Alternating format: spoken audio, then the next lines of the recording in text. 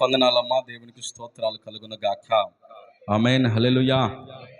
గత రాత్రి దేవుడు చాలా ఆశీర్వాదకరంగా సంతోషకరంగా జరిగించారు. నాకు చాలా సంతోషం అనిపించింది. ఎందుకంటే ఇంత గొప్పగా మరి సేవకుని ప్రేమించి సేవకుని మాటను గౌరవించి మరి సహకరించేటువంటి గొప్ప వ్యక్తిత్వం కలిగినటువంటి మనస్సు కలిగినటువంటి బిడ్డలైన దేవుని బిడ్డలైన మిమ్మలను యేసయ్య నాకు అప్పగించాడు. హల్లెలూయా. దానిని బట్టి శతకోటి స్తోత్రములు ఆయనకు కలుగునుగాక. ఆమేన్, హల్లెలూయా. కాబట్టి మరి ఇంత మంచి సంఘాన్ని దేవుడు నాకు ఇచ్చాడు. అందుని బట్టి నేను ప్రభువుని నిత్యము స్తుతిస్తూ ఉన్నాను. మీరు కూడా ప్రతి మాసం ఇలాగే సహకరించాలని నేను కోరుకుంటున్నాను. నా మాటను గౌరవిస్తారని, అనుసరించి ఆచరిస్తారని నమ్ముతూ ఉన్నాను. ఏదేమైనా దేవుని సన్నిధానంలో కొద్ది మాటలు మనం జ్ఞాపకం చేసుకుందాం. రాత్రి ఒక సందేశాన్ని మనం విన్నాం. ఆ సందేశాన్నే ఈ పగటి వేళ కూడా మనం ధ్యానించుకుందాం. దయచేసి బయటికి మాత్రం వెళ్ళొద్దు. ఉన్నటువంటి కొద్ది మంది దేవుని మాటలను చక్కగా శ్రద్ధా భయభక్తులతో మనం విందాం. ఒక అరగంట సేపు నేను దేవుని వాక్యాన్ని చెప్తాను. ఇప్పుడు అరగంట అన్నాడు, 40 నిమిషాలు చెప్పాడుగా అన్నట్లుగా మళ్ళీ మీరు అనుకోవద్దు. ఒక అరగంటకు మించి పోవటానికి ఇష్టపడను. ఎందుకంటే ఎండలు కూడా ముదిరిపోతూ ఉన్నాయి కనుక, తర్వాత ప్రభు బల్లారాధన కార్యక్రమం ఉంది కనుక మీ ఫోన్లు కాస్త సైలెంట్లో కానీ ఫ్లైట్ మోడ్లో కానీ పెట్టుకోండి. ఉన్న కొద్దిమంది దేవుని వాక్యం చెప్పేటప్పుడు నా వైపు చూడండి. దయచేసి చదువుకుందాం. ప్రభు అయిన దేవుని యొక్క వాక్యాన్ని, పరిశుద్ధ గ్రంథమైన బైబిల్లో నుండి దేవుని వాక్యాన్ని ధ్యానం చేద్దాం. చదవండి. యోబు గ్రంథం 29వ అధ్యాయం 5వ వాక్యాన్ని మనం చదువుకుందాం. యోబు గ్రంథం 29వ అధ్యాయం 5వ వాక్యాన్ని చదువుకుందాం. సర్వశక్తుడు ఇంకనూ నాకు తోడై ఉండెను, నా పిల్లలు నా చుట్టూ నుండి చాలు. ప్రియమైన దేవుని బిడ్డలారా, చూడండి ఇక్కడ రాయబడిన మాట ఏమిటి అని అంటే, ఈ చదవబడిన మాటను కాస్త క్షుణ్ణంగా పరిశీలన చేస్తే ఇక్కడ చదవబడిన మాట ఏమిటంటే, సర్వశక్తుడు నాకు ఇంకనూ తోడై ఉండెను. ఆమేన్, హల్లెలూయా. ప్రియమైన దేవుని బిడ్డలారా, యోబు భక్తుడు సెలవిస్తున్న మాట ఏమిటంటే, సర్వశక్తుడు నాకు ఇంకా తోడై ఉన్నాడు. నా బంధువులు నన్ను విడిచిపెట్టి వెళ్ళిపోయారు, నా స్నేహితులు నన్ను వదిలేసి వెళ్ళిపోయారు, నా పని వాళ్ళు నా మాట లెక్క చేయకుండా పారిపోయారు. అయితే నేను కట్టుకున్న నా భార్య నన్ను అసహ్యించుకుంటూ ఉంది. అయితే నేను ఆరాధిస్తున్న నా దేవుడు మాత్రం, నా సర్వశక్తుడైన దేవుడు ఇంకనూ నాకు తోడై ఉన్నాడు. చప్పట్లు కొట్టి ప్రభువుని మహిమపరుద్దాం. హల్లెలూయా. అందరూ విడిచిపెట్టారు యోబుని, అందరూ మర్చిపోయారు యోబుని, అందరూ వదిలిపెట్టారు యోబుని. ఈ రోజున ప్రియమైన దేవుని బిడ్డలారా, దేవుని మందిరానికి వచ్చిన నీ జీవితంలో నీ స్నేహితులు నిన్ను విడిచిపెట్టి వెళ్ళిపోయి ఉండొచ్చు. నీవు నమ్మిన వారే నిన్ను మోసగించి, నిన్ను అప్పుల పాలు చేసి, నిన్ను నిలువెత్తిన ముంచివేసి వెళ్ళిపోయి ఉండొచ్చు. అయితే నీకు అయిన వాళ్ళు, హక్కును చేరతారు అనుకున్న వాళ్ళు, ఆత్మీయులు అనుకున్నవారు, ప్రేమ కలిగిన వారు అనుకున్నవారు, నీవే నా గుండెకాయ, దొండకాయ, బెండకాయ అనుకున్న వాళ్ళు, నీవే నా మెడకాయ అనుకున్న వాళ్ళు, వారే మెడ మీద కత్తి పెట్టి వెళ్ళిపోయారేమో. అయితే ప్రభు అంటున్నాడు, సర్వశక్తిమంతుడైన నేను ఇంకా నీకు తోడుగానే ఉన్నాను. కొట్టు చప్పట్ల మరలా హల్లెలూయా. సర్వశక్తిమంతుడైన దేవుడు ఇంకా నీకు తోడై ఉన్నాడు. ఆస్తి నిన్ను వదిలిపెట్టి వెళ్ళిపోయిందా? స్థలాలు నిన్ను వదిలిపెట్టి వెళ్ళిపోయాయా? పొలాలు నిన్ను విడిచిపెట్టి వెళ్ళిపోయాయా? లేకపోతే ఎవరైనా నిన్ను మోసం చేసి వాటిని రాపించుకొని నిన్ను నిలువెత్తిన ముంచివేసి వెళ్ళిపోయారా? నీ చేత హామీ సంతకాలు పెట్టించుకొని వాళ్ళు అప్పు తీసుకొని నీ చేత కట్టించాలని కంకణం కట్టుకొని కుయుక్తి కలిగి వెళ్ళిపోయారా మోసం చేసి? అయితే ప్రభు చెప్తున్నాడు, వాటిని బట్టి నువ్వు బాధపడొద్దు, వాటిని బట్టి నువ్వు దిగులు పడొద్దు. సర్వశక్తిమంతుడైన నేను ఇంకా నీకు తోడుగానే ఉన్నాను. హల్లెలూయా. పరిశుద్ధ గ్రంథములో ప్రియమైన దేవుని బిడ్డలారా, దేవునికి చాలా పేర్లు ఉన్నాయి. ఆ పేరులలో మొట్టమొదటిగా సర్వశక్తిమంతుడు అనే పేరు ఆయనకు కలిగింది. అయితే ప్రియులారా, చూడండి, ఈ బైబిల్ గ్రంథములో ఒకానొక సందర్భంలో ఏం జరిగిందంటే, మోషేతో ప్రభు చెప్తాడు, మోషే, ఐగుప్తులో నా ప్రజలు శ్రమల్లో ఉన్నారు, వాళ్ళను విడిపించడానికి వెళ్ళాలి అని అంటే, అప్పుడు మోషే, అయ్యా ఫరోని నేను ఫేస్ చేయలేను, ఫరోని నేను ఎదుర్కొనలేను, ఫరో దగ్గరికి వెళ్ళి నిలబడే అంత గుండె, నిలబడే అంత బండలాంటి హృదయం నాకు లేదయ్యా, ఆ ధైర్యము ఆ స్థైర్యము నాకు లేదు, కాబట్టి నేను వెళ్ళలేను అని అంటే, అప్పుడు యేసయ్య చెప్తాడు, నిర్గమకాండం 6వ అధ్యాయం 2-3 వాక్యాలు చదివితే, మోషే నేను సర్వశక్తి గల దేవుడను, నేనే యెహోవానై నీకు తోడుగా ఉండబోతున్నాను. హల్లెలూయా. చదువుతావమ్మా, చదువు. మరియు దేవుడు మోషేతో ఇట్లా, నేనే యెహోవాను, నేను సర్వశక్తి గల దేవుడను, అబ్రహాము, ఇస్సాకు, యాకోబులకు ప్రత్యక్షమైతిని గాని యెహోవాను నా నామమున నేను వారికి తెలియబడలేదు. హల్లెలూయా. మోషే నువ్వు భయపడాల్సినంత పనేమి లేదు, మోషే నువ్వు అధైర్యపడాల్సిన పనేమి లేదు. ఎందుకు అనంటే, సర్వశక్తి గల దేవుడిని నేను నీకు తోడుగా ఉంటున్నాను.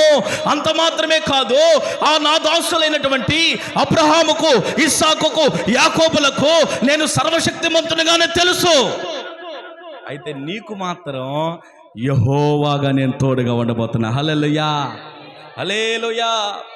ప్రియమైన దేవుని బిడ్డారా, అప్పటి వరకు ఆయన పేరేంటంటే సర్వశక్తిమంతుడు. ఇప్పుడు చెబుతున్నాడు, అయ్యా ఫరో ఎదుటికి వెళితే, అయ్యా నా దేవుడు ఆయన ప్రజలను పంపించమన్నాడు అని అడిగితే, ఎవడరా బాబు నీ దేవుడని వాళ్ళు అడిగితే ఏం పేరు చెప్పాలయ్యా అంటే, మోషే అబ్రహాము, ఇస్సాకు, యాకోబులకు నేను సర్వశక్తి గల దేవునిగా ప్రత్యక్షమైతేని, నీకు మాత్రం మరొక కొత్త పేరు చెబుతున్న, రాసి పెట్టుకో, నేనే యెహోవాగా నీకు ప్రత్యక్షమయ్యాను. హల్లెలూయా, హల్లెలూయా. అప్పుడు వెళ్ళి విడిపించుకొని వచ్చాడు ప్రజలను. అయితే ప్రియులారా చూడండి, మన పితరులైనటువంటి అబ్రహాము, ఇస్సాకు, యాకోబులకు దేవుడు సర్వశక్తునిగా ప్రత్యక్షమయ్యాడు.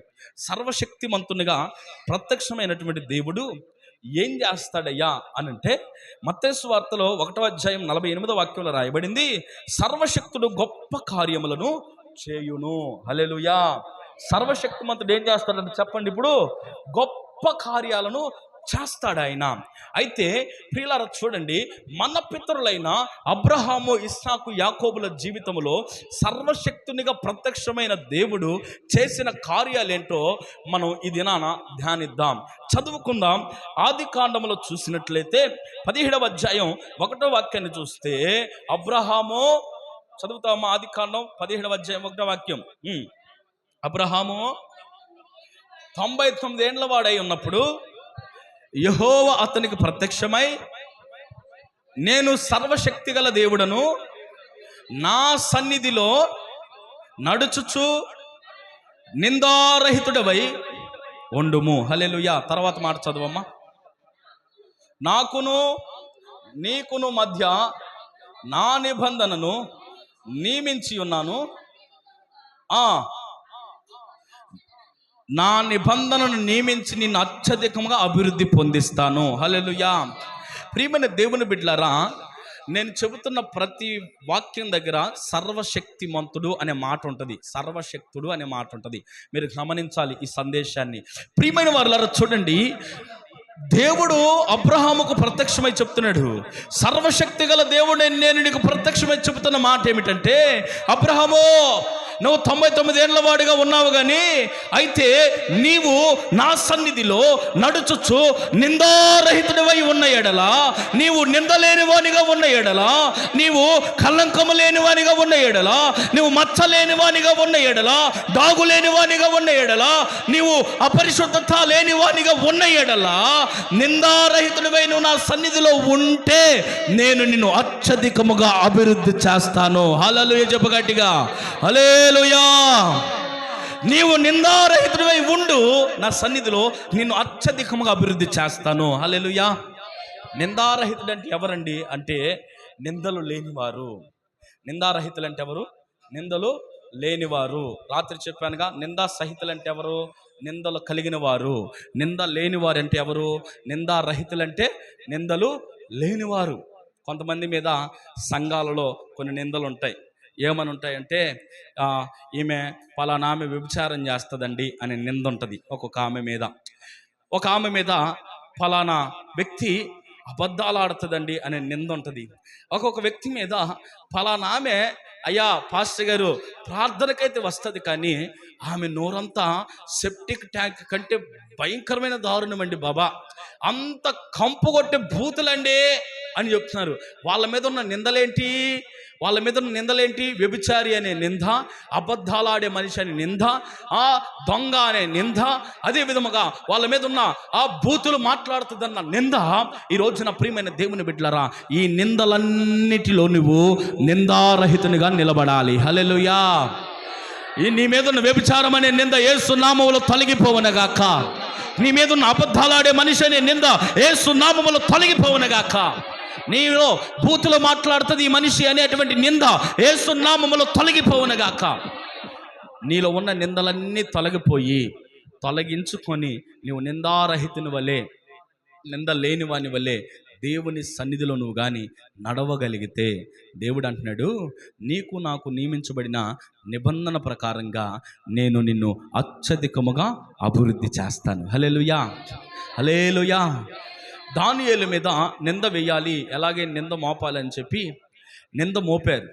అతడు 3 మార్లు యెరూషలేము వైపు చేతులెత్తి ప్రార్థన చేస్తున్నాడని అతని మీద నింద మోపి అతన్ని సింహాల బోనులో వేశారు. ప్రియులారా చూడండి, నింద పడినవాడు ఎవడయ్యా అంటే దోషిగా బోనులో నిలబడతాడు. అయితే ఈ వ్యక్తిని కూడా బోనులో నిలబెట్టారు. దానియేలుని నింద మోపారు, శిక్షకు పాత్రునిగా చేసి సింహాల బోనులో వేస్తే అతడు నిందితుడు కాదు కనుక, అతడు నిర్దోషి కనుక ఆ రాత్రి ఆ సింహాలు అతన్ని తినకుండా నా దేవుడు ఆ సింహాల నోర్లను కట్టివేశాడు. హల్లెలూయా. నీ జీవితంలో కూడా నీవు నిందలు అనుభవిస్తూ ఉండవచ్చు. నీ జీవితంలో కూడా నీ మీద పడిన నిందలు నిజమో అబద్ధమో నాకు తెలియదు, నీకు తెలుసు ఆ విషయం. నువ్వు అబద్ధాలు ఆడేదానివో కాదు నీకు తెలుసు, నువ్వు వ్యభిచారం చేసేదానివో కాదు నీకు తెలుసు, నువ్వు బూతులు మాట్లాడేవాడివో కాదు నీకు తెలుసు, నువ్వు దొంగతనాలు పిక్ ప్యాకెట్లు చేసేవాడివో కాదు అది నీకు తెలుసు. ఏమంటున్నాడు? ఒకవేళ నిజంగా నువ్వు నిర్దోషివైతే నీ ఎదుటకు వచ్చిన ప్రతి శోధన, కీడు, బాధలన్నిటిలో నా ప్రభు నిన్ను తప్పించునుగాక. ఆమె నీ కుటుంబాన్ని, నీ జీవితాన్ని, నీ యొక్క బిడ్డలందరినీ నా దేవుడు అత్యధికంగా అభివృద్ధి చేయునుగాక. ఆమేన్. హల్లెలూయా, హల్లెలూయా. ప్రియమైన దేవుని బిడ్డలారా, సంఘాల్లో కొంతమంది మీద ఉండే ఆ నిందలనేవి తొలగించుకోవాలి. ఇంకా ఏమి నిందలు ఉంటాయి అంటే, ఈమె ఎప్పుడు సనుగుతూ ఉంటుంది సంఘంలో, ఈమె ఎప్పుడు గొనుగుతూ ఉంటుంది సంఘంలో అనే నిందలు ఈమె మీద. అయితే నిజంగా నువ్వు సనిగదానివేనా? నిజంగా నువ్వు గొనిగదానివేనా? నిజంగా పాస్టర్ గారి మీద గొనుగుతూ ఉంటుంది, పాస్టర్ అమ్మ మీద గొనుగుతూ ఉంటుంది, ఆ కుర్చీలు వెనకాల కూర్చుంటుంది, ముసలమ్మ కర్ర పోటేసుకొని వస్తూ ఉంటుంది, వెనకాల కూర్చొని ఏం చేస్తుంది? ఇంకా ఎంతసేపు అయ్యా, ఇంకా అయిపోయకుండా సనుక్కుంటా ఉంటుంది. అదొక నిందించే మనసు నీలో నుండి తొలగిపోవాలి. ప్రభువు అంటున్నాడు, అబ్రహాం నిందారహితునిగా నువ్వు నా సన్నిధిలో నడుచుకోవాలి. కూరలు బాగపోతే నిందిస్తూ ఉంటాం, మనం పచ్చడి బాగలేకపోతే నిందిస్తూ ఉంటాం, పొల్లయ్య హోటల్లో మాత్రం అదర తింటాం. యేసు రక్తమే జయం. హల్లెలూయా. ఆయన్నే మనం ఆయన బల్లేసి పెట్టినా, బల్లి తెలుసుగా, బల్లేసి పెట్టినా, ఎలుకనేసి పెట్టినా, తర్వాత ఆ బల్లి యొక్క ఆ రెట్ల గిట్ల అన్నీ వేసి పెట్టినా కూడా అదర తిని వస్తాం. అసలు అబ్బా ఏముందండి పొల్లయ్య గారు మామూలుగా లేస్తారని అంటాం. ఆయన్ని నిందించాం. చర్చిలో ఏదన్నా కాస్త రుచికరంగా చేసి పెట్టినా ఏదో ఒక వంక, ఎవరన్నా విశ్వాసులు కూడికి పెట్టుకొని వాళ్ళు ఏదన్నా అన్నం చేసి పెడితే ఏదో ఒక వంక, ఏమి ఒక రోజుకి దీన్ని రారాదు, నోరు మూసుకొని నిందించకుండా. ఆ నిందించే మనసు నీలో పెట్టుకోబాకు. ప్రభు అంటున్నాడు, నిందారహితమైన జీవితం నీకు కావాలి. నేనైనా నీవైనా దేవుని ఎదుట సమానులమే.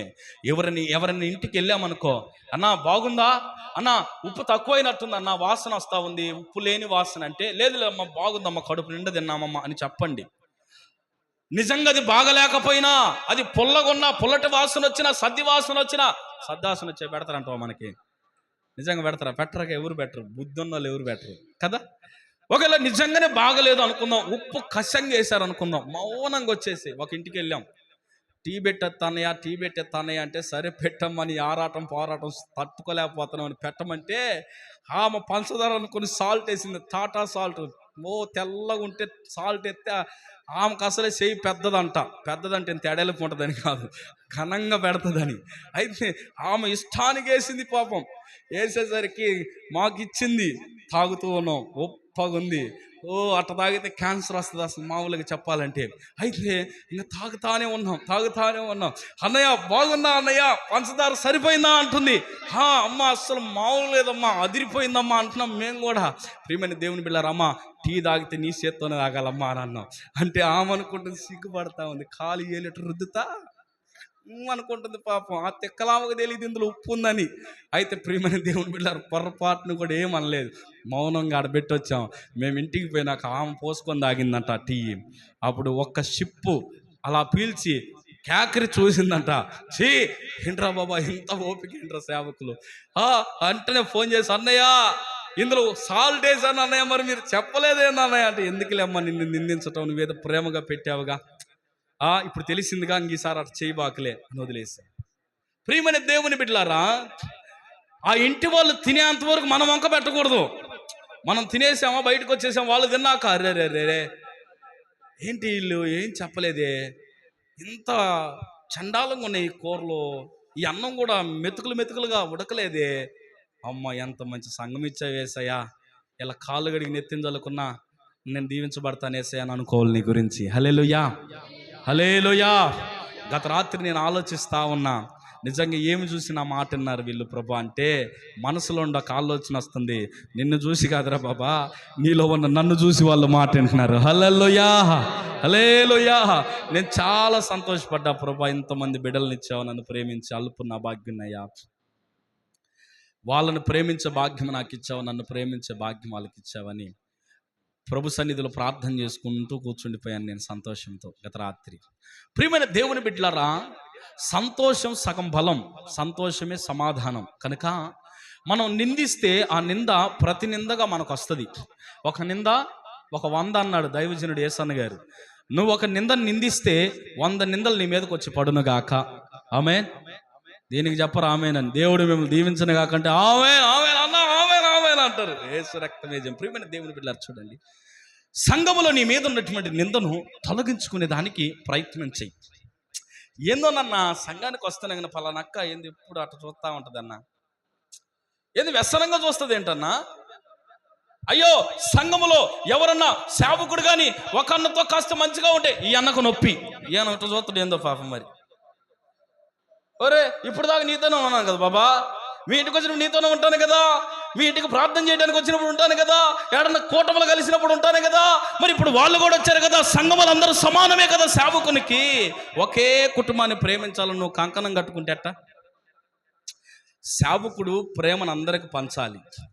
సేవకుని మీరు నిందించకూడదు, సేవకురాలని నిందించకూడదు. ఎందుకు నేను ఈ మాట చెప్తున్నానంటే, ఈ నిందారహితమైన జీవితం మీలో ఉంటే దీవించబడతారు. ఆమేన్, హల్లెలూయా.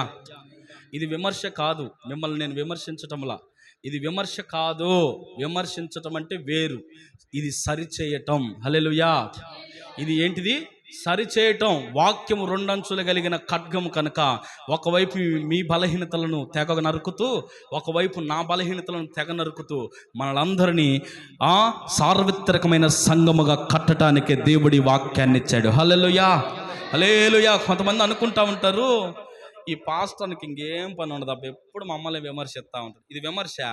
ఏమ్మా బాగు బ్రతకమ్మంటే ఇది విమర్శ? అమ్మ చింతపండు మొహందానా బాగుండమ్మా అంటే ముక్కులో పక్కులు తీసుకోమంటే అబ్బా ఈ అన్నకి ఎప్పుడు విమర్శారా నా మీద, అమ్మ శుభ్రంగా ఉండమ్మా అంటే అది విమర్శ?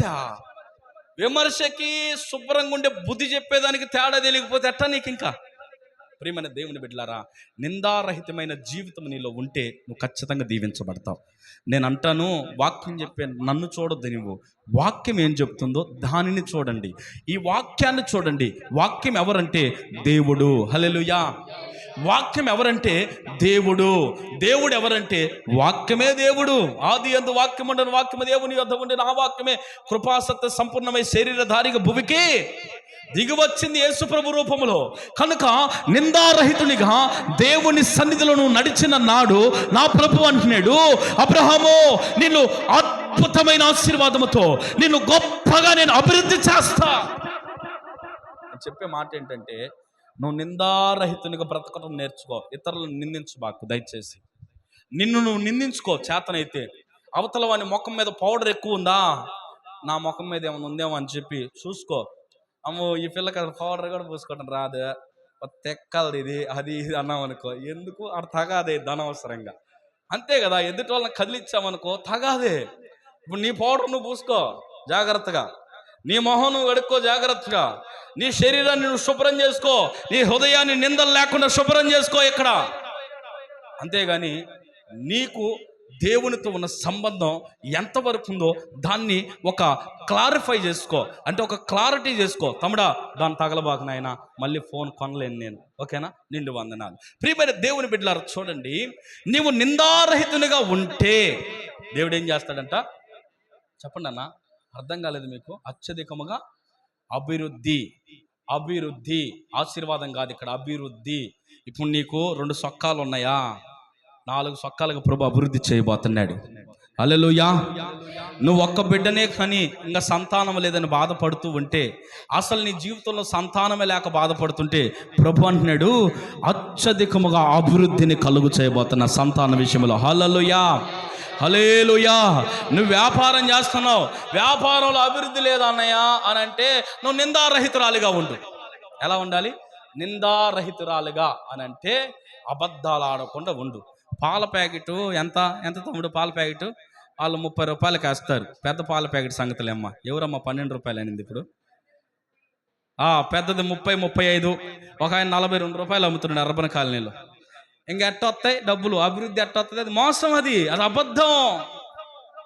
నేను అంటాను, ఈ రాత్రి ఈ పగటి వేళ ప్రార్థనకు వచ్చిన నువ్వు ప్రార్థన చేసుకుంటావు. ఇప్పుడు వాక్యం అయిపోయినాకయ్యా నిందారహితురాలిగా ఉంటా, నిందారహితునిగా ఉంటా, నన్ను అభివృద్ధి చెయ్యేసయ్యా నువ్వు అంటావు. ఆయన అంటాడు, బిడ్డ నువ్వు నిజంగా ఉన్నావా నా దగ్గర? అరే ప్రార్థన నిజమేనా? గాబ్రియేలు వాడు నిజంగా చేస్తాం లేదు చూడు అని అంటాడు. ప్రియమైన దేవుని బిడ్డలారా, నువ్వు ప్రార్థన చేయటం కాదు, అనుసరించాలి. హల్లెలూయా, అనుసరించాలి. నిన్న ఒక తమ్ముడు వచ్చాడు నా దగ్గరికి వచ్చి, అన్నయ్య నేను గ్రీన్ ఇంక్ పెన్నుతో సంతకం పెట్టే ఉద్యోగం నాకు కావాలన్నయ్య అన్నాడు.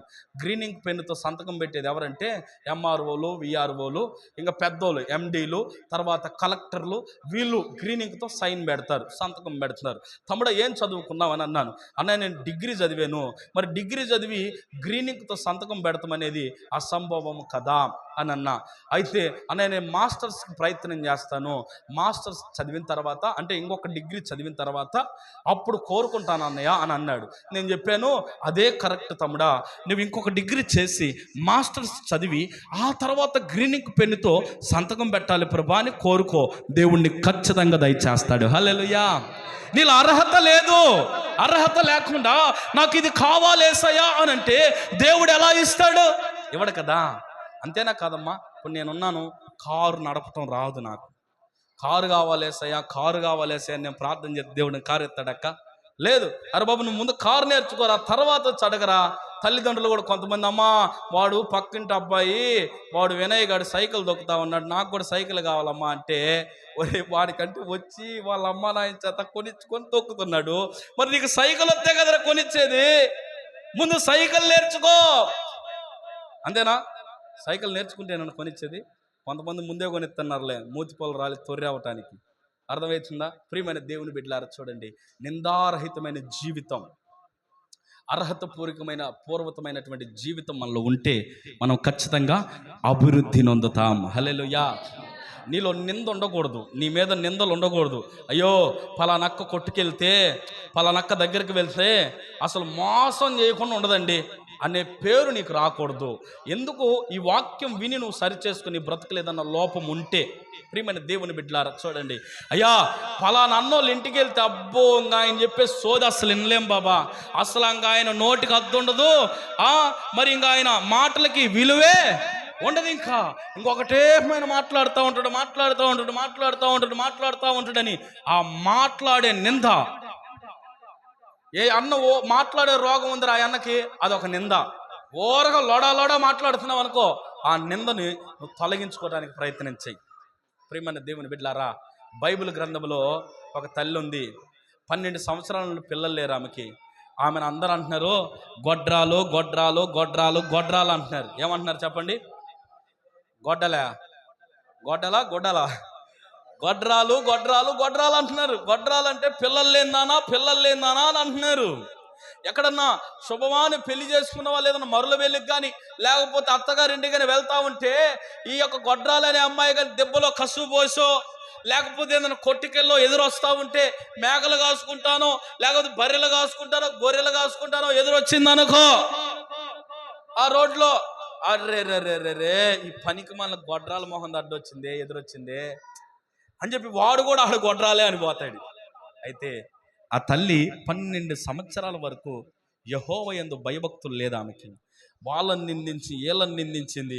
అయ్యో ఎల్కానో, నువ్వు నాకు పిల్లల్ని ఎందుకు ఏంది, నాతో నువ్వు కాపురం చేసి పిల్లలు లేవా అని అంటే, అమ్మాయి నేను ఎన్నిసార్లు కాపురం చేసినా, నీతో ఎన్ని సంవత్సరాలు కాపురం చేసినా నా వల్ల పిల్లలు ఇవ్వటం సాధ్యము కాదు. యెహోవా చిత్తములో అది ఉన్నది. హల్లెలూయా. యెహోవా ఆధీనములో ఉంది. పిల్లలు పుట్టడం అనేది పుట్టకపోవటం అనేది యెహోవా చిత్తము, యెహోవా ప్రణాళికలో ఉంది. ఈ రోజున నీకు ఇంకా పిల్లలు పుట్టలేదంటే, ఈ రోజు ఇంకా నీకు పిల్లలు పుట్టకపోవడానికి గల కారణం ఏమిటో తెలుసా? లోకంలో ఉన్న వాళ్ళందరికీ పిల్లలు పుడుతున్నారు. నిన్నగాక మొన్న పెళ్ళైన వాళ్ళకి పిల్లలు పుడుతున్నారు. నాకెందుకయ్యా పిల్లలు పుడతం లేదు? నా భర్తలో ఏమన్నా ప్రాబ్లమా? నో, కాదు. దేవుడు నిన్నెందుకో ప్రత్యేకంగా ఆశీర్వదించాలనుకుంటున్నాడు. హల్లెలూయా. దేవుడు నిన్నెందుకో ఒక విచిత్రమైనటువంటి ప్రణాళికతో నీ ఎడల ఆయన కలిగి ఉన్నాడు. హల్లెలూయా.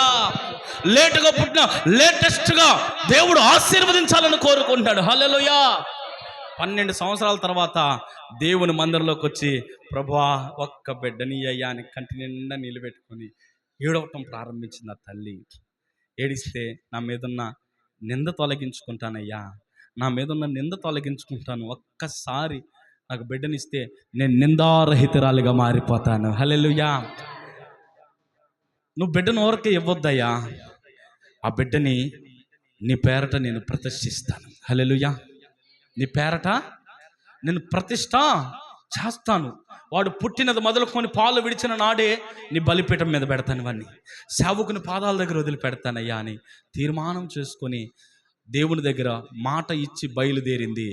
ఆనాటి నుండి ప్రియమైన దేవుని బిడ్డలారా, అంతవరకు అన్నం తినటం మానేసిందంట. ఆనాటి నుండి 3 పూట్ల అన్నం తినటం మొదలుపెట్టిందంట. ఎందుకో తెలుసా? ఆమెలో ఉన్న నిందలో కలిగిన జీవితం అంతటిని విడిచిపెట్టింది. ఇంతకాలం నా భర్తను నేను అవమానించానయ్యా, ఇంతకాలం నా భర్తను నేను వేధించాను, పిల్లల్ని అని ఎంతకాలం వాళ్ళని వీళ్ళని అందరిని ఆడిపోసుకున్నాను. నా జీవితంలో నా నోరే ఒక మార్కాపురం పలకయ్యా, నేను అందరినీ తిట్టానయ్యా, వాళ్ళని ఇట్టన్నాను, వీళ్ళని అట్టన్నానని ఆమెలో ఉన్న నిందలన్నీ తొలగించుకుంది. లోకం నన్ను ఇట్లా అంటుందని ఆ నిందలన్నీ యేసయ్య దగ్గర తొలగించుకొని నిందారహితురాలుగా నేను మారతాను అని మాట ఇచ్చి బయలుదేరింది. 3 పూట్ల తినడం ప్రారంభించింది. ప్రియులారా, సరిగ్గా సంవత్సరం తర్వాత ఒక బిడ్డ పుట్టాడు. ఆ బిడ్డ పేరే సమూయేలు. హల్లెలూయా. ఆ బిడ్డ యొక్క కీర్తంట దాను మొదలుకొని బెయిర్షెబా వరకు వ్యాపించెను అని రాయబడింది. గల కారణం ఏమిటో తెలుసా?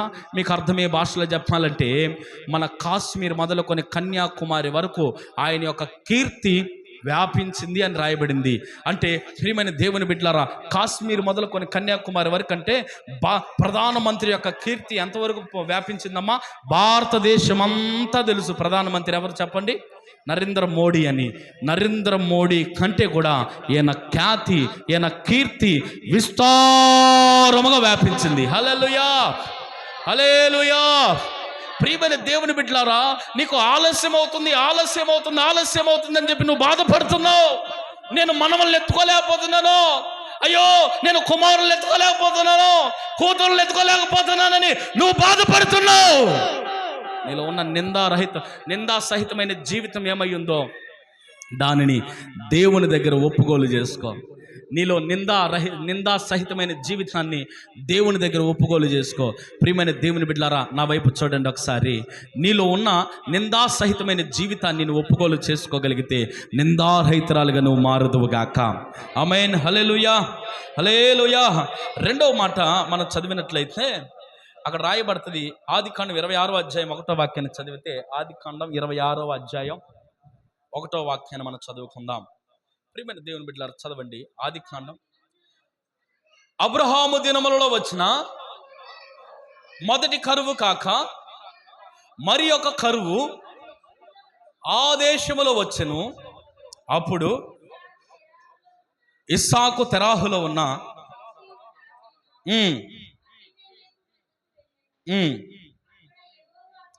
అక్కడ యెహోవా అతనికి ప్రత్యక్షమై, నీవు ఐగుప్తులోనికి వెళ్ళక నేను నీతో చెప్పిన దేశమందు నివసించుము. అక్కడ సర్వశక్తుడు అనే మాట మీకు కనపడదు. అక్కడ 28వ అధ్యాయం 3వ వాక్యాన్ని చదివితే అక్కడ రాయబడుతుంది సర్వశక్తుడు అనే మాట. అయితే ఆగండి ప్రియమైన దేవుని బిడ్డలారా, అక్కడ యెహోవా ఇస్సాకుకు ప్రత్యక్షమయ్యాడు. మొదట ఎవరికి ప్రత్యక్షమయ్యాడు? ఆయన అబ్రహాముకు ప్రత్యక్షమయ్యాడు. తమ్ముళ్ళు నా వైపు చూడాలి, సెల్ ఫోన్తో కాకుండా నా వైపు చూడండి అమ్మా. అక్కడ అబ్రహాముకు ప్రత్యక్షమైన దేవుడు ఇక్కడ ఇస్సాకుకు ప్రత్యక్షమయ్యాడు. ఇస్సాకు ప్రత్యక్షమై, ఇస్సాకు నీవు ఐగుప్తులోనికి వెళ్ళొద్దు. ఎక్కడికి వెళ్ళొద్దంట? ఐగుప్తులోనికి నీవు వెళ్ళొద్దు, నువ్వు ఇక్కడనే నివాసము చెయ్యి. ఇక్కడ కరువు ఉంది కదయ్యా, ఇక్కడ బాగోలేదు కదయ్యా, ఇక్కడ పరిస్థితి మా అప్పులు తీరటం లేదు కదయ్యా, ఇక్కడ సరైన రాబడి రావటం లేదు కదయ్యా, సరైనటువంటి ఆహారం మేము తినలేకపోతున్నాం కదయ్యా అంటే, అయినా సరే నువ్వు ఇక్కడే నివాసం చెయ్యాలి. హల్లెలూయా. అయినా సరే నువ్వు ఇక్కడే ఉండాలి. నువ్వెందుకు ఐగుప్తులోనికి వెళ్ళొద్దు అని అంటున్నానంటే, ప్రియమైన దేవుని బిడ్డలారా చూడండి, దేవుడు ఇస్సాకుని ఐగుప్తులోనికి ఎందుకు వెళ్ళొద్దు అన్నాడు అని అంటే, ఇర్మియా ప్రవచన గ్రంథం చెప్తుంది 46వ అధ్యాయం 20వ వాక్యంలో రాయబడుతుంది, ఐగుప్తు అందమైన పెయ్య. హల్లెలూయా. ఐగుప్తు అంటే అర్థం ఏంటి? అందమైన పెయ్య. ఐగుప్తు అంటే అర్థం అసహ్యమైనది అని అర్థం. ఇప్పుడు చెప్పండి, ఐగుప్తు అంటే అర్థం ఏంటి? అసహ్యమైనది. మరి అసహ్యమైన ఐగుప్తులు ఏముందయ్యా అంటే, 40వ అధ్యాయం ఇర్మియా గ్రంథం 20వ వాక్యాన్ని చదివితే, 46వ అధ్యాయం 20వ వాక్యాన్ని చదివితే అక్కడ రాయబడింది, ఐగుప్తు అందమైన పెయ్య. చాలు ఆగమ్మ. ఐగుప్తు అంట అందమైన పెయ్య. ఇప్పుడు అసహ్యమైన ఐగుప్తులు ఏముంది? అందం ఉంది.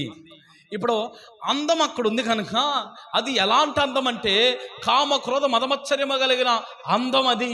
ప్రియమైన దేవుని బిడ్డలారా, ఆ అంద చందాల్లోనికి నువ్వు కానీ వెళితే, ఒకటి నీవు నీ కళ్ళకు నీ భార్య అందముగా కనపడక ఆ ఐగుప్తు స్త్రీలు అందానికి నువ్వు ముగ్ధుడివైపోయి అక్కడ పాపములో పడే అవకాశం ఉంది.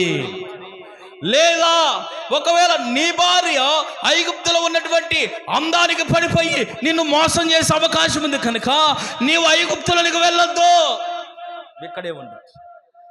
ఐగుప్తులు ఏముందంటే మసిపూసి మారుడుగా చేసే పై అందాలు, పై సోకులు. సినిమా వాళ్ళే ఒక ఐగుప్తి. సినిమా వాళ్ళు మేకప్ లేని ఎక్కడికి వస్తారు? సినిమా వాళ్ళు మా క్రీములు ముఖం మీద ₹1 మందానం పుయ్యంది, వాళ్ళ అందం కనపడదు. ₹1 మందం అన్నం ఉంటేనే వాళ్ళ అందం బయటకు వచ్చేది, లేకపోతే అందం రాదు, మందం రాదు. అర్థమవుతుందా? ప్రియమైన దేవుని బిడ్డలారా చూడండి, ఆ మధ్య కాలంలో ఒక సిస్టర్ గారు, ఒక సహోదరి వివాహానికి సిద్ధపడతా ఉంది. వివాహానికి సిద్ధపడుతుంటామా, నా మాట వినాలి. నిద్ర వస్తుందన్న వాళ్ళందరూ దేవునికి స్తోత్రం చెబుదామా? హల్లెలూయా, హల్లెలూయా. ప్రియమైన దేవుని బిడ్డలారా నా మాట వినండి. ఆ మధ్యకాలంలో ఒక సహోదరి వివాహానికి సిద్ధపడింది. ఆ సహోదరికి ఒక బ్యూటీ పార్లర్ నుండి ఒక సహోదరి, ఆ బ్యూటీ పార్లరు యజమానురాలు మేకప్ వేసి ఆమె వచ్చింది. వచ్చి ప్రియమైన దేవుని బిడ్డలారా ఈ సహోదరికి సరిగ్గా ₹100 బిల్లంత మందాన మేకప్ వేసింది. ఎంత మందాన వేసిందమ్మా? ₹100 బిల్లంత మందాన మేకప్ వేసింది. ఆ క్రీములన్నీ పూసినాక, అమ్మాయి నీవు ఇప్పుడు ఏం చేయాలంటే, ఇప్పుడు పెళ్ళి అయిపోయేలాగా 3 రోజులు అయింది. మరి మీ ఆయన నేను పెళ్లి చేసుకొని మీ అమ్మగారి ఇంటికి వచ్చి మరి ఆ యొక్క కార్యక్రమాలన్నీ అయిపోయిన తర్వాత మరి నీ అందము అసలైన అందం బయటపడితే వాడు అదురుపోయి సావకుండా ఒక 3-4 రోజులు ఉండేటట్టుగా నేను ప్లాన్ చేశా. దానికి నువ్వు ఒక పని చేయాలి. ఏం చేయాలమ్మా అని అంటే, నీవు వేడివేడి నీళ్ళు తీసుకొని ఆ నీళ్ళల్లో నీ మీద దుప్పట కప్పుకొని నీళ్ళల్లో ఆవిరి పట్టుకోవాలి అని చెప్పారు. ఈ మేకప్ వేసినాక నీళ్ళల్లో ఆవిరి పట్టుకో అని చెప్తే ఆ అమ్మాయి ఏం చేసిందంటే నీళ్ళల్లో ఆవిరి పట్టుకుని దానికి బాగా నీళ్ళు కాగబెట్టుకుంది. నీళ్ళల్లో ఆవిరి పట్టుకుంటా ఉంది. ఆవిరి పట్టుకుంటా ఉంటే ఇది చెన్నైలో జరిగిన నిజ సంఘటన. ఈ మధ్యకాలంలో ఒక సంఘంలో జరిగింది. అయితే ఆవిరి పట్టుకుంటా ఉంది. ఈ ప్రక్కన ఫోన్ ఉంది. ఆ అమ్మాయి ప్రక్కన ఫోన్ ఉండేసరికి అది అని మోగుతా ఉందట. ఆ ఫోన్ మోగుతా ఉంటే ప్రియమైన దేవుని బిడ్డలారా, ఒకడొచ్చాడు పక్కన, ఒకడొచ్చి మిత్తుకులు ఉంటారుగా మనోళ్ళు, అదిగో చూడు వెనకాల చూడు మిత్తుకులు ఎట్టున్నారు. అబ్బా పొరిలాడుతున్నారయ్యా, మామూలుగా కాదు. ఇక అట్టడు సకో ఫోన్ వస్తుందక్క, నువ్వేందక్క అంటే ఆమంటుంది అంటుంది. లోపల దుప్పటి తీయొచ్చుగా, తీయటంలా అంటుందట. అక్క ఫోన్ వస్తుందక్క అంటే అంటుంటే ఏదో మహన్నానని ఒక నెట్టాడంట. అమాంతంగా నీళ్ళలో పడింది. మా అమ్మాయి ముఖం మేకప్ ఎగిరిపోయింది. ముఖం అంతా బొబ్బలు లేచిపోయినాయి అంట. తర్వాత పెళ్లి రోజుకి పాస్టర్ గారి దగ్గరికి వస్తే, అయ్యా ఈ ముఖానికి ఇట్లా అయిపోయింది అయ్యా అని చెప్పి పాస్టర్ గారి దగ్గరికి వస్తే ఆయన ముందే చెప్పాడంట, అమ్మా అందం ఇవన్నీ శాశ్వతం కాదమ్మా. అందం ఏంటంట మోసకరమని బైబిల్ చెప్తుంది కదా. ఎందుకు చెల్లి ఇట్లా చేసావనంటే, ఇప్పుడు బుద్ధి వచ్చింది అన్నయ్య, పెళ్ళి 4 రోజులు కాదు కానీ ఒక 1 నెల రోజులు వాయిదా వేద్దాం అన్నయ్య, ఈ మచ్చలని పోయిందా కానీ వాయిదా వేసుకున్న తర్వాత పెళ్లి చేసుకున్నారంట. అందం అంత ప్రమాదకరం. బైబిల్ చెప్తుంది అందము మోసకరమైనది అని. ప్రియమైన దేవుని బిడ్డలారా, నీవు అందం కోసం ఎంపరలాడుతున్నావా? అందం కోసం తహతాలాడుతున్నావా? 60లో కూడా 20 కనపడాలని అనుకుంటారు కొంతమంది. ఆ మధ్యకాలంలో ఒకడంట పెళ్లి చూపులకు వచ్చాడంట. పెళ్లి చూపులకు వస్తే అమ్మాయి మేకప్ వేసుకుంది, అమ్మాయి వాళ్ళ అమ్మ మేకప్ వేసుకుందంట. వాడంటాడు వాళ్ళిద్దరు ఒకేసారి కూర్చున్నారట. కూర్చునేసరికి వాడంటున్నాడు, బాబా అమ్మాయిని చూడయ్యా, తలెత్తి సిగ్గుపడింది వాళ్ళయ్యా, చింతకాయ మొహమ్మడ చూడు అని అంటే, అప్పుడు వాడంటాడంట, ఇదిగో నచ్చిందారా బాబు అంటే, నచ్చింది అని అన్నారట. నచ్చింది అమ్మాయికి నేను ప్రైవేట్గా మాట్లాడాలన్నాడట. సరే దాంతే ఉందిలే అమ్మ, మనందరం కాస్త అటు జరిగి కూర్చుందాం, వీళ్ళిద్దరు ఈ హాల్లోనే ప్రైవేట్గా కాసేపు కూర్చొని మాట్లాడతారులేనంటే, వాడు పోయి వాళ్ళమ్మ చేయబట్టుకుని అతనంట, రా మాట్లాడుకుందామని. ఏసు రక్తమే ప్రియమైన దేవుని బిడ్డలారా, నిజంగా చెప్తున్నా, ఇది నేను పేపర్లో చదివి చెప్తున్నా. వాడు వాళ్ళ అమ్మగారి అందానికి ముగ్ధుడైపోయి, ఈ అమ్మాయి నాకొద్దు, నువ్వే కావాలి, నీకే తాళి కడతాను అమ్మాయి ఆ తల్లిని లేపుకొని పోయాడట. హల్లెలూయా. అర్థమవుతుందా? అన్ని లేపుకొని పోయే సంగతులు చెబుతున్నాం ఏందన్నా అనుకోబాకండి. ఇవే కావాలి మనకి. ఈ అంత్యకాలంలో ఇవే కావాలి. అందం అంత ప్రమాదకరం. అమ్మాయి మేకప్ అయితే సరిపోద్దిగా, ఈ ముస్లిం మొహం దానికి, నెరిసిన ఎంటికల మొహం దానికి, ముడతల మొహం దానికి ఎందుకు అవసరమా? ఇక్కడ స్టిక్కర్లు వేసేట లాగి అబ్బా కమిలిపోయిన మొహం ఒకటి వేసుకొని గోవిందమ్మ గారి మొహం. ప్రియమైన దేవుని బిడ్డలారా చూడండి, ఈడ స్టిక్కర్లాగా ఇట్టలాగి సాగబీకి ముఖాన్ని చపాతి ముఖం చేసుకొని, అబ్బా ఎంత ప్రమాదకరమో తెలుసా అందం. ప్రియమైన దేవుని బిడ్డలారా, అందుకు ఐగుప్తుకి వెళ్ళొద్దు అన్నాడు. హల్లెలూయా. ఎందుకు వెళ్ళొద్దు అన్నాడు చెప్పండి? యేసయ్య ఇస్సాకును ఐగుప్తుకి ఎందుకు వెళ్ళొద్దు అన్నాడు చెప్పండి? అక్కడ భయంకరమైన అందం ఉంది. అందానికి వారు ముగ్ధులైపోతారా బాబు. లేకపోతే ఐగుప్తి స్త్రీల యొక్క అందానికి నువ్వు ముగ్ధుడి వైపు నీ భార్యని వదిలిపెట్టి ఆ యొక్క పరిస్థితి కూడా రావచ్చు, జాగ్రత్త. లోతు ఎక్కడికి వెళ్ళాడు? సొదొమ గొమొర్రా పట్టణానికి వెళ్ళాడు. ఆ పట్టణం పచ్చగా కనపడిందంట. అంటే పచ్చదనం దేనికి సదృశ్యం? రమ్యముగా అందంగా కనపడింది. అక్కడికి వెళ్ళేసరికి అక్కడికి వెళ్ళిన లోతు యొక్క పిల్లలు, లోతు భార్య ఎక్కడ పడిపోయారు? పాపములో పడిపోయారు, పాపానికి ఆహుతైపోయారు. ప్రియమైన దేవుని బిడ్డలారా చూడండి, ఐగుప్తీలకు వీళ్ళు అందంగా కనపడ్డారంట. లోతో నీ కుమార్తెలు బాగా అందంగా ఉన్నారు, పంపించో, వాళ్ళని మేము పాడు చేయాలి అని అన్నారు. ఐగుప్తులో పాపం ఉంది, ఐగుప్తులో శాపం ఉంది. ఐగుప్తి అందాన్ని మనం ఎప్పుడు ఆస్వాదించకూడదు ప్రియులారా. ఐగుప్తు అంటే లోకమే, ఐగుప్తు అంటే సమాజమే. ఐగుప్తిలోనికి మనం వెళ్ళకూడదు, లోకంలోకి మనం వెళ్ళకూడదు.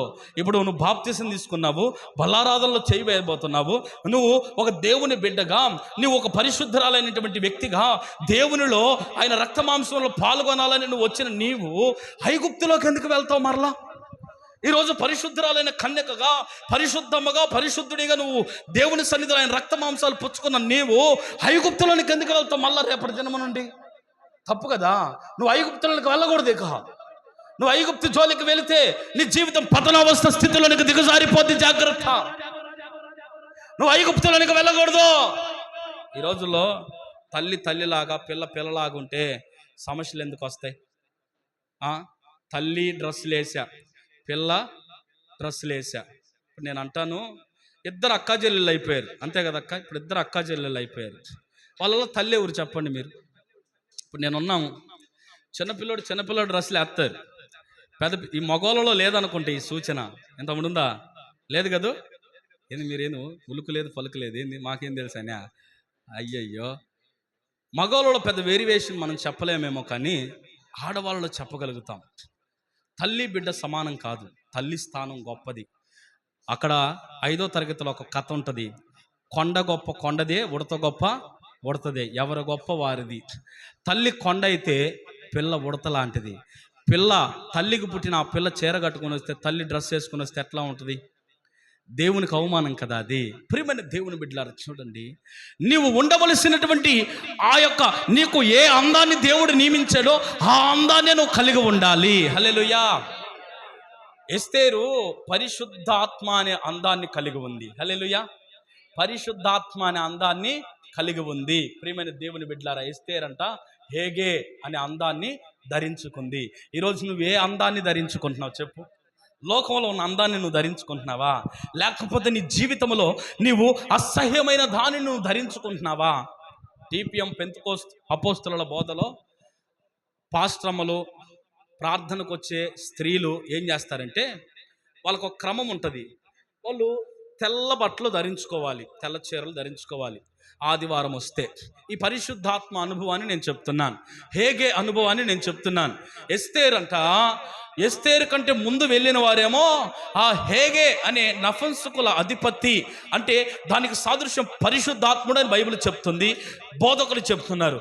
ఆయన ఏమా నన్ను అలంకరించమంటావా నీకు అని అంటే, మాకు తెలుసులే మీ బ్యూటీ పార్లర్లో చేసి వచ్చామండి, నేను ఐఎమ్ ఏ మోడల్, నేను బెంగళూరులో ఇండియాలోనే నేను గ్రేటెస్ట్ నెంబర్ 1 మోడల్ అండి అని చెప్పుకొని వాళ్ళు అలంకరించుకొని పెయింట్లు కొట్టుకొని వెళ్ళారంట రాజు దగ్గరికి. బంగారం అంతా అలంకరించుకొని వెళ్తే రాజు దయ వాళ్ళు పొందలా. ఎవరి దయ పొందలేదమ్మా? నా వైపు చూడండి అమ్మా, నన్ను చూడండి. వాళ్ళు ఎవరి దయ పొందలా? రాజు దయ పొందలా. చక్కగా పెయింట్లు వేసుకున్నారు, ముఖానికి మెడలో బంగారం వేసుకున్నారు, వడ్డానాలు కట్టుకున్నారు, ఇగో ఈ కడియాలు పెట్టుకున్నారు, గాజులు మంచి మంచి గాజులు వేసుకున్నారు, బొట్లు పెట్టుకున్నారు, దిష్టి సుక్కలు పెట్టుకున్నారు, పాపట బిళ్ళ వేసుకున్నారు, ఇగో మాటీలు గోటీలు బేటీలు అన్నీ వేసుకొని వెళ్ళిపోయారు. ఆయన అన్నాడు, యు ఆర్ రిజెక్టెడ్ అన్నాడు. ఏమన్నాడు? నువ్వు అర్హురాలివి కాదు అని అన్నాడు. అలా చాలామంది వచ్చారు ఆడవాళ్ళు, వాళ్ళందరినీ కూడా అర్హులు కారు అని అన్నారు. ఆ తర్వాత హేగే అనబడిన ఆ పరిశుద్ధాత్ముడు చెప్పాడు, అమ్మ ఎస్తేరు, నిన్నేమైనా అలంకరించమంటావంటే, అప్పుడు ఎస్తేరు ఏం చేసింది తెలుసా? పరిశుద్ధాత్మనికి అప్పగించుకుంది. హల్లెలూయా. హేగే అనబడిన ఆ నఫంసుకుల అధిపతికి అప్పచెప్పుకుంది. ఆ యొక్క హేగే అధిపతికి అప్పచెప్పుకుంటే, ఆ హేగే అధిపతి వీళ్ళందరూ లోకానుసారముగా ఐగుప్తి అందాన్ని ధరించుకొని వెళ్ళి వాళ్ళు రాణులుగా కాలేకపోయారు కనుక నిన్ను నేను అలంకరిస్తానని చాలా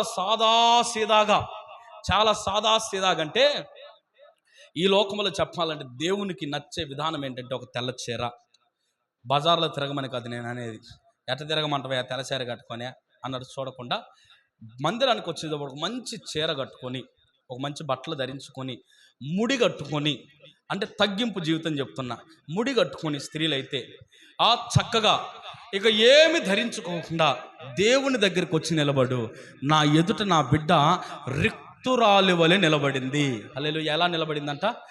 ఏమీ లేని రిక్తురాలి వలె. రిక్తురాలు అంటే ఏమీ లేనిది అని అర్థం, పేదరికముది అని అర్థం.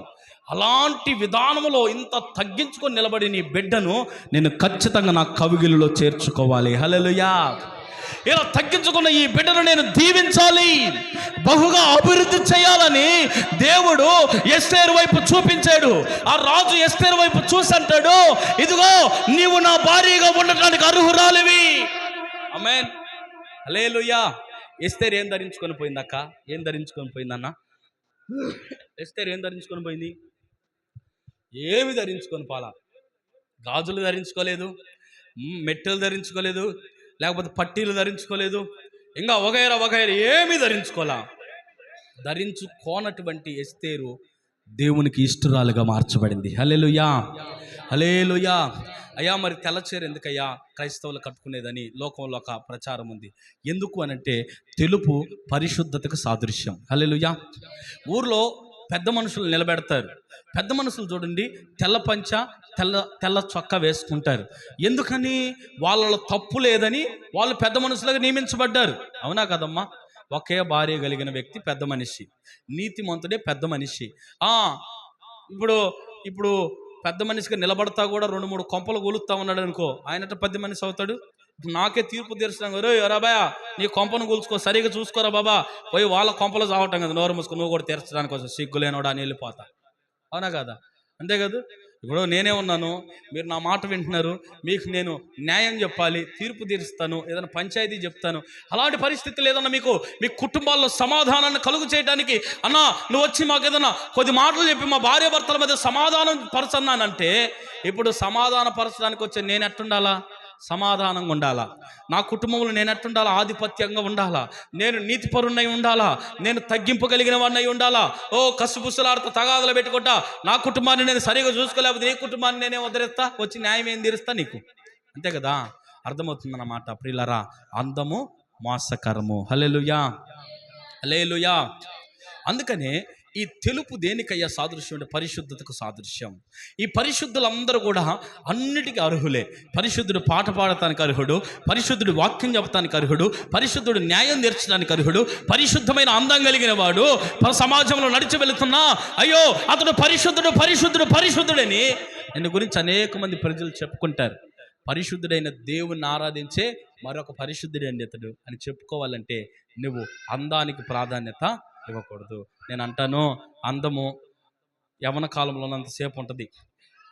వయస్సులో పంది కూడా చాలా అందంగా ఉంటుందట కదా నా ప్రియమైన దేవుని బిడ్డలారా. అవునా కాదమ్మా? పందులను ఎత్తుకున్న వాళ్ళు ఎవరన్నా దేవునికి స్తోత్రం చెబుతారా? హల్లెలూయా. ఎత్తుకున్నారా? ముద్దు పెట్టుకున్న వాళ్ళు ఎవరన్నా ఉంటే స్తోత్రం చెప్పండి, అది కూడా చెబుతారు మీరు, చాలా మంచి వాళ్ళు. కాబట్టి ప్రియమైన దేవుని బిడ్డలారా చూడండి, పంది కూడా వయసులో అందంగా ఉంటుందట. మనుషులు ఉండకపోతే అట్ట దేవునికి సిగ్గుసేటు. దేవుడు మనల్ని తయారు చేశాడు కాబట్టి వయసులో మనం కూడా అందంగానే ఉంటాం. అయితే ఈ లోకపు అందాన్ని మనం ప్రేమించకూడదు. అందం ఉంటుంది, పోతుంది. అదిగో ఆ పెద్ద ఆయన ముసలాయన, ఆయన యవ్వన కాలంలో ఉన్నప్పుడు 6 అడుగుల ఆజానుబావుల్లాగా అబ్బో సూపర్ స్టార్ కృష్ణ లాంటి ముక్కేసుకుని ఆదరగొట్టుంటాడు నాకు తెలిసి ముసలామని. మరి ఇప్పుడేమో వంగలేకపోతున్నాడు, నిలబడలేకపోతున్నాడు, నీళ్ళు తాగలేకపోతున్నాడు. గల కారణం ఏంటంటే ఏ వయసులో కలిగే అందం ఆ వయసుది. ముసలితనంలో కలిగే అందం ముసలితనముది, యవన కాలంలో కలిగే అందం యవన కాలముది, చిన్న వయసులో ఉన్న అందం చిన్న వయసుది. అయితే మనం కొత్త అందాన్ని తెచ్చుకుంటున్నాం. ప్రియమైన దేవుని బిడ్డలారా, దేవుడిచ్చిన అందాలు 3 లేక 4 ఉన్నాయి. పిల్లవాని దశ, తర్వాత బాలుని దశ, యవ్వన దశ, వృద్ధాప్యపు దశ. ఈ 4 అందాలు దేవుడిస్తే మనకి 5వ అందాన్ని తెచ్చుకుంటున్నాం. ఏందా చెప్పానుగా, 60లో కూడా తల్లి, 20లో కనపడాలని ఆరాటం పోరాటం. ఒక ఆమె ఏం చేసిందంటే షాంపూ ఒకటి తెచ్చుకుంది, చేతికి కవర్లు వేసుకొని తలకు పూసుకోవాల్సిన షాంపూ, అది నల్లగా కనపడే దానికి ఎంట్రుకలు. ఆమెకు ఆ విషయం తెలియక అరచేతుల్లో కవర్లు వేసుకోకుండా అరచేతులు షాంపూ వేసుకొని తలకి మొఖానికి మొత్తానికి పూసుకుందట. మొత్తానికి పూసుకుంది. మొత్తానికి పూసుకుని చేతులను నల్లగా అయిపోయినట్ట, ముఖం అంతా నల్లగా అయిపోయిందట. ప్రియులారా, అనవసరమైన ప్రయత్నాలు చేసి అడ్డగోలుగా దొరికిపోయేదానికంటే యేసయ్య ఇచ్చిన అందం బంగారం లాంటి అందం, అది యేసయ్యని మహిమపరచునగాక. ఆమేన్, హల్లెలూయా. ఐగుప్తునకు ఎందుకు వెళ్ళొద్దు అన్నాడంటే అక్కడ రాయబడిన మాట ఎహెజ్కేలు 30వ అధ్యాయం 10వ వాక్యంలో, ఐగుప్తులో అల్లరి ఉంది. హల్లెలూయా. ఐగుప్తులో ఏముందంట? అల్లరి ఉంది. అల్లరి దేనికి సాదృశ్యం అంటే అల్లరి అభ్యంతరానికి సాదృశ్యం. అల్లరి దేనికి సాదృశ్యం? అభ్యంతరానికి సాదృశ్యం. మనల్ని అభ్యంతరపరుస్తూ ఉంటుంది, చిరాకు పెడతా ఉంటుంది అల్లరి. ఎవరన్నా ఇప్పుడు కానీ నువ్వు కానీ ప్రశాంతంగా ఏదన్నా కాసేపు పడుకొని నిద్రపోవాలి అని అనుకుంటావు, నీ పక్కకు వచ్చి చిన్నపిల్లలు కానీ అల్లరి పెడతా ఉన్నారనుకో, గీ బ్యా అంటా ఉన్నారనుకో, అమాంతంగా స్పీడ్గా లేసి ఒక్క కొట్టుడు కొడితే గోబుకేసి వామ్మో ఆ మధ్యకాలంలో ఏమైపోయిందంటే ఒక ఆయన టీవీ చూస్తుండేసరికి ఇప్పుడు ధోని బాల్ మిస్ చేశాడు, సిక్స్ కొడతాడు అనేసరికి వాళ్ళ అబ్బాయి కాలుతో రిమోట్ తొక్కాడంట. చెన్నైలో జరిగింది. కాలుతో రిమోట్ తొక్కితే వెంటనే ఛానల్ మారిపోయింది. సిక్స్ కొట్టే సీన్ చూడటం మర్చిపోయింది, అది మారిపోయింది. వెంటనే వాడిని ఎడం చేత్తో పెట్టి కోడితే గోడకు తగిలి ముక్కులో బ్లడ్ వచ్చి చచ్చిపోయాడు. నిజం. యూట్యూబ్లో కొట్టి చూడండి, చెన్నైలో బిడ్డను చంపిన తండ్రి అని చూడండి, వస్తుంది మీకు. ప్రియమైన దేవుని బిడ్డలారా, అల్లరి చేస్తూ ఉంటే మనకి ఏమనిపిస్తుంది? భయంకరమైన కోపం వస్తుంది, చిరాకు వస్తుంది. కొంతమంది డీజేలు పెడతా ఉంటారు, మనకు కూడా ఇష్టమే అనుకోండి. కాస్త నిజంగా దేవుని ఆరాధించే వాళ్ళకి అది ఇష్టం ఉండకూడదు. ఒక ఆయన అంటున్నాడు, డీజే మసిలిపట్టం అంటున్నాడు. అబ్బో ఏంద్రస్, డీజేలు అంటే ఇష్టం ఉండకూడదు మనకి. ఎందుకంటే మనం యేసయ్య రక్త మాంసములలో చేతులు వేస్తాం. యేసయ్య రక్త మాంసములలో చేతులు వేసే వరకు డీజేలు ఇష్టపడకూడదు. ప్రియమైన దేవుని బిడ్డలారా, అందాన్ని ఇష్టపడకూడదు, అల్లరిని ఇష్టపడకూడదు, అల్లరితో కూడిన ఆటపాటలు మనం ఇష్టపడకూడదు. కొంతమంది అల్లరితో కూడిన ఆటపాటలు, పేకాట ఆడుతూ ఉంటారు. పేకాట ఎంత అల్లరో తెలుసా? అల్లరి కాదు, అల్లరి పాలు చేస్తుంది మనల్ని. మొదట మనల్ని అల్లరిస్తుంది పేకాట, ఆ తర్వాత మనల్ని అల్లరి పాలు చేస్తుంది. ఎన్నెన్నో పోగొట్టుకున్నారు కొంతమంది. నిర్మలక్క ఉందిగా మన సంఘంలో, చెప్తా ఉంటే నాకు చాలా బాధ అనిపించింది. పేకాట్లో 10,000 రూపాయలు అప్పయ్యారంట, దానికి 10 రూపాయలు వడ్డీ కాడికి వేసారంట. ఎంత దుర్మార్గమో. ప్రియమైన దేవుని బిడ్డలారా, అలాంటి మనసు ఎలా వస్తుందో. 10 రూపాయలు వడ్డీకి వేస్తే అది 1,00,000 రూపాయలు ఏందంటన్నా. 10,000 రూపాయలు పేకాట్లో అప్పవటం ఏంది? కడుపుకి తిన్నాడా పాపం ఆయన? 10,000 రూపాయలు పేకాట్లో అప్పవటం ఏంది? ఆ 10,000కి 1,00,000 రూపాయలు రావటం ఏంది? లక్షకి ఇప్పుడు 1,70,000 వచ్చిందంట. ఆ 1,70,000కి ఉన్న స్థలాన్ని, ఇంటిని అమ్ముకున్నారు వాళ్ళు. ఇంత దారిద్ర్యం ఏంటి అనంటే అల్లరితో కూడిన ఆటపాటలు. హల్లెలూయా. అల్లరితో కూడిన ఆటపాటలు, అల్లరితో కూడిన ఆటలు మనలో ఉండకూడదు. అల్లరితో కూడిన ఆట పాటలు మనలో ఉండకూడదు. సారా తాగుతారా పెళ్ళిలో, ఎయ్యరా ఎయ్యే అంటారా, ఆడ డ్యాన్స్ చేస్తాడు, ఈడు ఊగి కావాలన్నట్టు పాపం ఊగుతా నిలబడలే కట్టబడుతున్నాడు మీద. వాడేదో కాస్త లైట్గా తాగి ఉంటాడా, నన్నే నెట్టి అంత పెద్దోడి అంటారు నువ్వు అని చెప్పి వాడు సక్కా పట్టుకుంటాడు. ఆడ పెళ్లి సంగతి ఏమో కానీ వీళ్ళ పెళ్లి మామూలుగా ఉండదు. ఇక వీళ్ళు ఇంటికి వస్తారు, ఇక ఆడ తిట్టుకుంటూ ఇంటికి వస్తారు. ఇక వీళ్ళ కుటుంబం లెగుతుంది, ఇలాంటి బలవంతులు ఉన్నారు కుటుంబంలో. రారా చూసుకుందామని అల్లరితో కూడినటువంటి పాటలు. ఏరా డీజే పాట, ఏరా డ్యాన్స్ చేస్తా, ఏరా అని అంటాడు వాడు. అబ్బో వాణి తగులుతుడి పోయి పొరపాటున బాగా మంచిగా ఏదన్నా పద్ధతిగా ఉండేటువంటి ఎవరన్నా ఇద్దరు భార్య భర్తలు నిలబడ్డారనుకో, పోయి పొరపాటు నీటి తాగే ఆ భుజం వరకడ తగిలేడు అనుకో, చూసుకోకుండా నా భార్యను తగులుతారని చెప్పి వాడు డ్యాన్స్ చేయడానికి వచ్చాడు. అల్లరితో కూడిన పాటలు ఇవి. డాన్స్ చేయడానికి వచ్చి ఆ పక్కన అదే తీసుకెళ్తారు కాడ తీసుకెళ్తారు పెళ్లిలో. వచ్చినటువంటి ఆ అమ్మని, ఆ ఆడ మనిషిని ఊరకడ తాకంగానే ఈడేమో ఊగులాటలో తాగుతాడా, వాడు ఇంకా మంచుకుంటాడు. వాళ్ళ భర్త తాకకుండా వేసి కొడితే పురసేత్తో మామూలుగా ఉండదు. ఇంకా తగాదా ఇంటికి వచ్చేలేకి ఈ వేదిక మీద వీళ్ళ పెళ్ళి ఏమో కానీ రాత్రి 12 అయింది వీళ్ళ పెళ్ళి అయ్యేలేకి. ఎప్పుడు వచ్చింది పెళ్లి కూతురు? సాయంత్రం 2 గంటలకు వస్తే, ఇప్పుడు మధ్యాహ్నం 2 గంటలకు వస్తే రాత్రి 12 అయింది పెళ్ళి అయ్యేలేకి. మరి మధ్యలో ఏ పెళ్ళి అయింది అంటే ఇదిగో ఈ తగిలిన పెళ్ళి అయింది. తగిలేరుగా మధ్యలో ఆ పెళ్ళిళ్ళు అయినాయి. ఒక కుటుంబం నిప్పు రాసుకొని, గ్రామం అంతా కత్తెలు, గ్రామం అంతా గొడ్డళ్ళు, గ్రామం అంతా కర్రలు పట్టుకొని, రాళ్ళు పట్టుకొని, కంకర్రాళ్ళు పట్టుకొని, ఈ పెళ్లి మామూలుగా జరగల. సాయంత్రం 8 దాకా పోలీసులు వచ్చి అందరు వచ్చి అదుపు చేస్తే ఆ పెళ్ళి ఆగిపోయింది. ఏ పెళ్ళి? రాళ్లతో కొట్టుకున్న పెళ్ళి. ఏమైంది అసలు? పెళ్ళికి కారణం ఏంద్ర బాబు? ఈ రాళ్లతో కొట్టుకునే పెళ్ళికి కారణం ఏంద్రంటే అల్లరితో కూడిన పాటలు. ఏమండి? అల్లరితో కూడిన పాటలు. కొంతమంది తల్లిదండ్రులు, తండ్రి వెళ్ళి ఆ పెళ్లి దగ్గర ఎవడన్నా ఉచితంగా పోస్తాడా అని చెప్పి ఎదురు చూస్తూ ఉంటాడు. కొంతకాడు నక్కలాగా ఎవడో ఒకటి తగులుతాడు ఆ టయానికి. ఏం మందో, పిచ్చి మందో, లేకపోతే తెల్ల మందో, ఏదో ఒక మందు పోస్తాడా, కడుపు నిండా తాగుతాడా. ఇక్కడ వీళ్ళ అమ్మకి గుండెల్లో రైలు పరిగెడతా ఉంటాయి. రే చిన్నోడా, ఒరే పెద్దోడా, మీ నాయన పోయిడరా, ఎవరు ఉచితంగా పోతే వాళ్ళ దగ్గర తాగుతాడరా, తాగిండంటే ఆయన మనిషి కాదురా, ఏదో ఒక తగాది తెస్తాడరా, తీసుకురా పోండిరా. గల కారణం ఏమిటి అంటే అల్లరితో కూడిన ఆటపాట. అల్లరి. తాగినోడు కాముగా ఉంటాడా? తాగినోళ్ళు ఎవరన్నా కాముగా ఉంటారా? అల్లరి చేయకుండా మానరు. అందుకే బైబిల్ చెప్తున్నా, ఐగుప్తులో ఏముందంట? అల్లరి ఉంది. ఐగుప్తులో ఏముంది? అందం ఉంది. ఇవి రెండు మనకు ప్రమాదమే. ఈ రెండింటినిగా నువ్వు వదిలిపెడితే దేవుడు అంటున్నాడు, నేను నీకు తోడయ్యుండి సర్వశక్తిమంతునిగా నిన్ను అభివృద్ధి చేస్తాను. హల్లెలూయా. మూడవది ఆదికాండం 35వ అధ్యాయం 9-11 వాక్యాలు చదివితే, ఇక మీదట యాకోబు అనబడదు, నీ పేరు ఇజ్రాయేలు అనబడును. నేను సర్వశక్తి గల దేవుడను, నీవు ఫలించి అభివృద్ధి పొందుదువుగాక. ఆమేన్. హల్లెలూయా. నువ్వు ఫలించి అభివృద్ధి పొందు. యాకోబు, నీ పేరు ఇక యాకోబు అనబడదు. ఎందుకంటే నువ్వు ఒక మోసగాడివి కాదు, ఇజ్రాయేలు అనబడుతుంది. ఇజ్రాయేల్ అంటే దేవుని ప్రజలు అని అర్థం. హల్లెలూయా. దేవుని ప్రజలుగా నువ్వు మారావు. ఎప్పుడు మారావయ్యా అంటే, నీలో ఉన్నటువంటి ఐగుప్తిలో ఉన్న అందాన్ని విడిచిపెట్టావు, నీలో ఉన్న అల్లరి శాస్త్రాలను విడిచిపెట్టావు, నీలో ఉన్నటువంటి పెద్దరికాన్ని పెంపొందింపజేసుకున్నావు, నీలో ఉన్న తల్లి స్వభావాన్ని పెంపొందింపజేసుకున్నావు, నీలో పరిశుద్ధమైన కన్యకగా హేగే అలంకరణ నువ్వు ఆవిష్కరించుకున్నావు కనుక, నీవు నాకు ఇష్టరాలుగా ఇష్టనిగా మారావు కనుక, నీలో ఐగుప్తి యొక్క లక్షణాలు నీలో లేవు కనుక, నిందా సహితమైన పనులు నీలో లేవు కనుక, నీలో ఉన్న నిందలన్నీ కడిగి వేసుకున్నావు, నీలో ఉన్న అసభ్యకరమైన అందాన్ని, లోకానుసారమైన అందాన్ని అంతటిని కడిగి వేసుకున్నావు, నీలో ఉన్న అల్లరి శాస్త్రాలన్నిటిని కూడా, ఆ సరసాలాడే శాస్త్రాలు, ఇదిగో ఎవరన్నా ఆ రోడ్డు మీద వెళ్తా ఉంటే సరసక్తులు మాట్లాడే ఆ యొక్క అల్లరి శాస్త్రాలు నువ్వు తొలగించుకున్నావు కనుక నీ పేరు ఇంక యాకోబు అనబడదు. హల్లెలూయా. నీ పేరు ఇంక మోసగాడు అనబడదు, నీ పేరు అల్లరికి కర్త అనబడదు, నీ పేరు ఇక మీదట లోకానుసారమైన అందానికి బానిస అని అనిపించబడదు. నీ పేరు ఇంకా, నీ పేరేంటో తెలుసా? ఇది మొదలుకొని నీ పేరు దేవుని జనముగా నువ్వు మారి ఉన్నావు. హల్లెలూయా. దేవుని జనముగా నువ్వు మారావు కనుక నా దేవుడు నిన్ను ఫలించబోతున్నాడు, నా దేవుడు నిన్ను ఫలింపచేయును గాక. హల్లెలూయా. దేవుడు నిన్ను ఫలింపజేసి అభివృద్ధి చేయాలి అని అంటే, ఒకటి నువ్వు నిందారహితురాలిగా నిందారహితునిగా ఉండాలి.